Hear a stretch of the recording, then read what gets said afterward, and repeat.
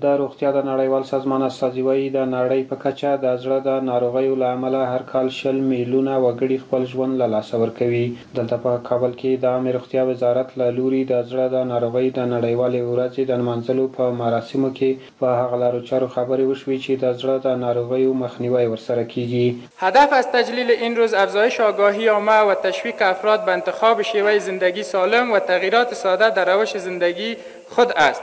با تغییر عادات ناسالم مانند تغذیه نامناسب، کم تحرکی، استرس زیاد و مصرف سیگارت و دخانیات می توانیم خطر ابتلا به بیماری های قلبی و عروقی را کاهش دهیم. په افغانستان کې 1 سلنه مړینه د زړه ناروغیو له امله ده چې دا ارقام خورا ډیر دي او موږ هڅه کوو ترڅو په دغه برخه کې ډیر کار وکړو. WHO stated that cardiovascular روغتیا نړیوال سازمان د وینا مطابق د زړه ناروغۍ په نړۍ کې د مړینې لومړی لامل دی. اټکل کېږي چې په 2019 کې تقریبا 13 میلیونه خلک د زړه ناروغۍ له کبله مړه شوي دي چې دا د نړۍ د ټولو مړینو 22% جوړوي.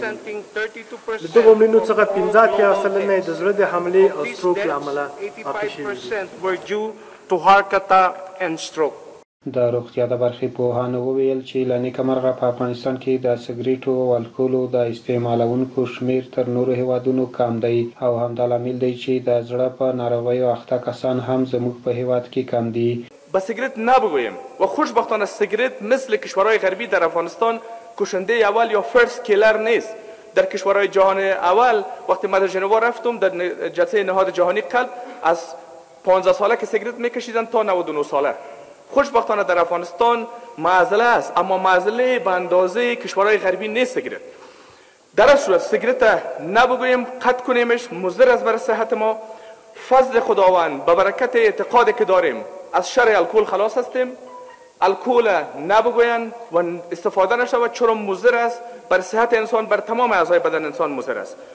اگرچه تا حالا دیپارتمنت قلبی شفاخانه صدری ابن سینا به شکل رسمی افتتاح نگردیده ولی خدمات عملیات های باز قلبی، عملیات های صدری، خدمات داخله قلبی، داخله صدری به شکل نرمال شفاخانه قلبی صدری ابن سینا که فعلا در قصبه موقعیت داره به شکل نرمال جریان داره.